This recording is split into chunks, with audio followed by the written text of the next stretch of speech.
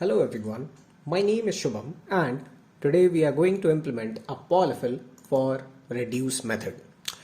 And I hope you are familiar with reduce method.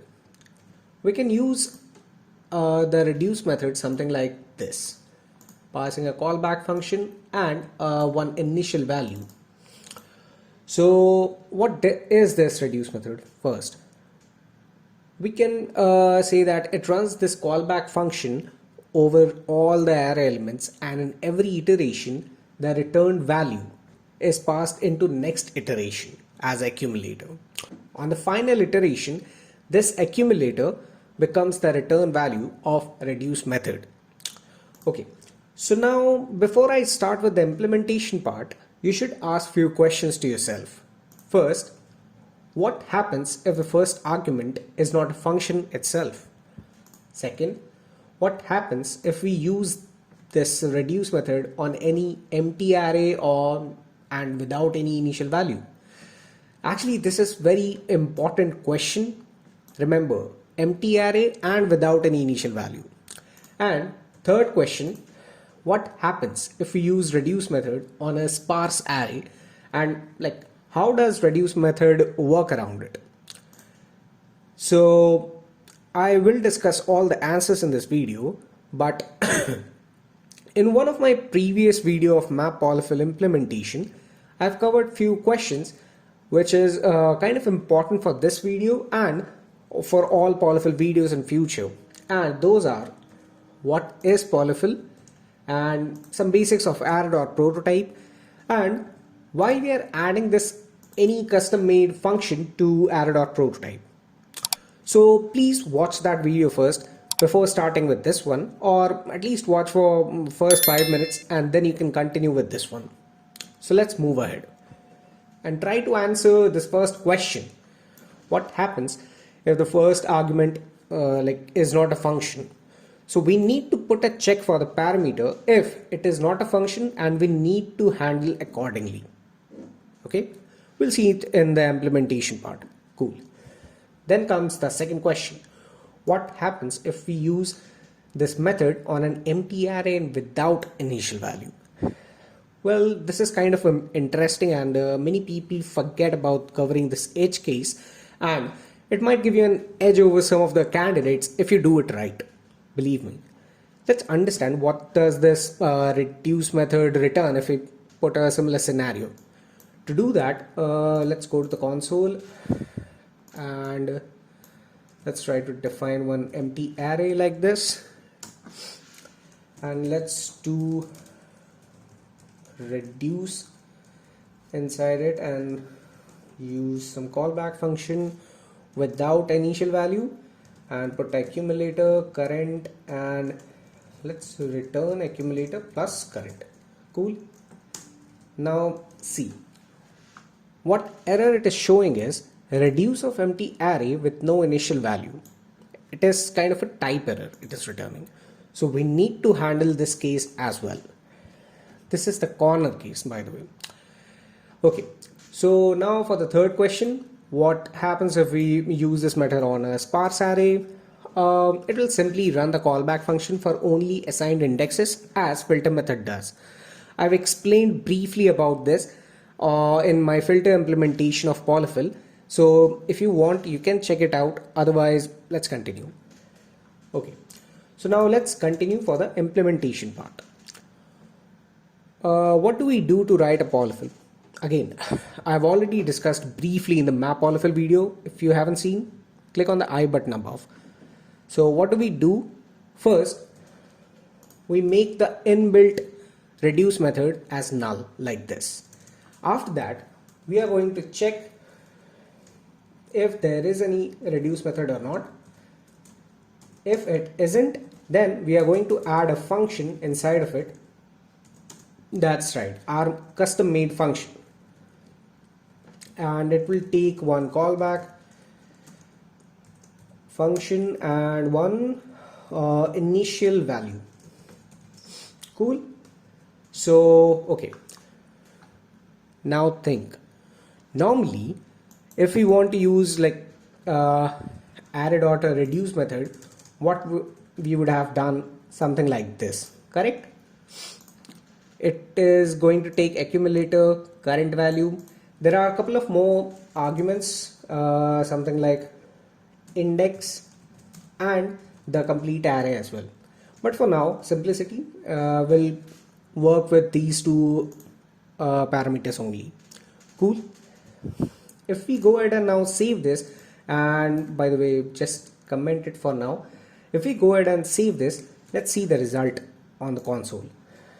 Oh, by the way, I forgot to log this stress as well. Okay, see, the answer is 5. So we need to maintain this answer until the last moment. Okay, now let's carry on with our implementation part. Cool. Let's uncomment this part, and we need to write our own version of the reduce method. Okay, remember I asked few questions at the top that we need to handle some corner cases, and so the first one, if the first argument is not a function, then okay, let's check if the type of callback function is not equal to. If it is not equal to function, then we need to throw some kind of an error. To be aptly put, we need to throw some kind of a type error stating that callback function is not a function. By the way, this is called something, I don't remember the exact name, something called interpolation. Okay. Okay, so we have covered the first question. So now for the second part, what happens if we use empty array and without any initial value? We have already checked this. It throws some kind of a type error stating that a reducer with empty array and no initial value should not be called, correct? So what we need to do is, first we need to get the length of the array. So how do we get that?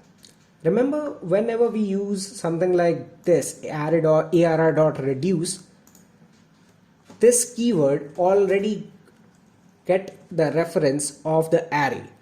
So by doing this dot length, it means it will have the length of the array, correct? And second part, what we need to check is, what was the question again? Array will be empty and there will be no initial value. So there will be initial value as undefined, correct? If that's the scenario, when again we need to throw some kind of a type error. This time the error should be something called no initial value. Cool. The two corner cases now has been handled. Now what should we do? Ask yourself, what this reduce method return? It returns a value as an accumulator, right? Correct? So let's define the accumulator then. Something like this with the initial value, whatever the user has provided. Cool. And now what? Reducer method का काम क्या है? Basically it will just iterate through each and every array elements. तो loop try कर लो ना यार. Let I equal to 0, I less than this dot length and I plus plus. Cool. Whatever the callback function returns, assign it to the accumulator. It will take accumulator itself, ith value, I index value, and the array itself. This is done, right? But wait, there's one catch. What if there is no initial value, but there are some elements in the array? In that case, we need to put a check, something like accumulator. If it is undefined, then assign the ith element only as an accumulator, else this logic would be completely okay. Cool. This is completed, right? No, but wait, remember I asked the third question, like what happens if we use on this reduce method on a sparse array? We need to take care of that, right? But I already explained this in filter method. What we need to do is we just need to put a check around it by doing something like this, and we need to put everything in between this check. it will take care of the sparse array as well. Let me format this document. Yeah, it'll do. And now for the last, we need to return the accumulator. Cool. Let's save this solution and let's try to run this again. Uncomment it. Let's try to save this and see the answer. Now it is showing 5. Correct. Let's try this with one, let's say sparse array. Okay. Let's say ARR2 would be 1, 3, 4 and 5. See, it is showing again 4. It is showing correctly. But if we go ahead and log the ARR in console, it will show 2 empty slots. That means our implementation can handle the sparse array as well. So I think we are done here, but wait, we have answered these 3 questions, right? You can see it works. We are clear with the first question, we are clear with the second question, and we are clear with the third question as well. So now you can implement this polyfill with all corner cases in your mind, and I'm sure it will give you a better understanding how things work behind the scene. Okay, that's it for this video. If you like my videos and work, then please leave a comment and share it among your LinkedIn connections, your college groups and well. And I am going to start with some machine coding questions, like how should you implement a star rating in React or a to-do app by using only vanilla JavaScript. So stay tuned and have a great day. By the way, if you can hear any sort of background noise, then you are lucky. क्योंकि ये माता का जागरण हो रहा है मेरे घर के पास. So there is nothing to say except शेर वाली माता की जय. तड़ा.